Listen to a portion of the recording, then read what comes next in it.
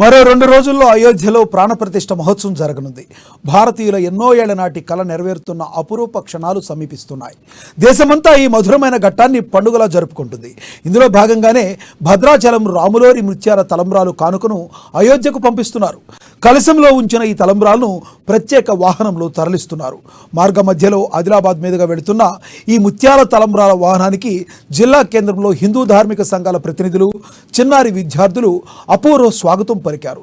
స్థానిక వినాయక్ చౌక్లో ఈ తలంబ్రాల కలశాన్ని ఎమ్మెల్యే పాయల్ శంకర్ తన నెత్తిన ఎత్తుకుని శ్రీరామచంద్ర గోపాలకృష్ణ మఠం వరకు తీసుకెళ్లగా మహిళలు మంగళహారతులు పట్టుకుని ముందు నడిచారు. చిన్నారులు పూలవర్షం కురిపిస్తూ జై శ్రీరామ్ నినాదాలతో హోరెత్తిచ్చారు. అనంతరం మఠంలో ప్రత్యేక పూజలు నిర్వహించి తలంబ్రాల రథానికి వీడ్కోలు పలికారు.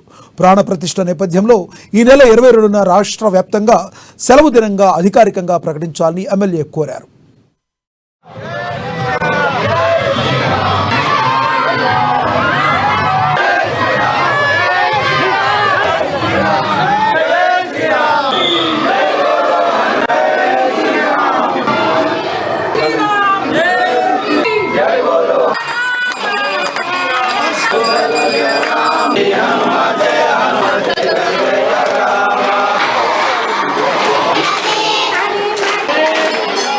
దక్షిణ అయోధ్యగా పేరుగాంచినటువంటి భద్రాచలం నుండి అయోధ్యకు రాముని సేవ కొరకు ఈ తలంబ్రాలని భద్రాచలం భక్తులంతా కూడా తీసుకెళ్తా ఉన్నారు.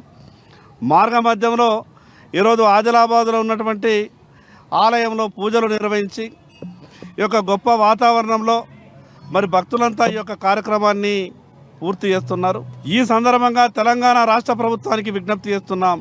22వ తారీఖు నాడు రాష్ట్రం మొత్తం కూడా సెలవు దినంగా అధికారికంగా వెంటనే ప్రకటించాలని, తెలంగాణ రాష్ట్ర ప్రభుత్వం నుండి కూడా భద్రాచలం నుండి ప్రత్యేకంగా ఈ యొక్క తలంబ్రాల కార్యక్రమాన్ని ప్రభుత్వమే అధికారికంగా నిర్వహిస్తే బాగుంటుండే.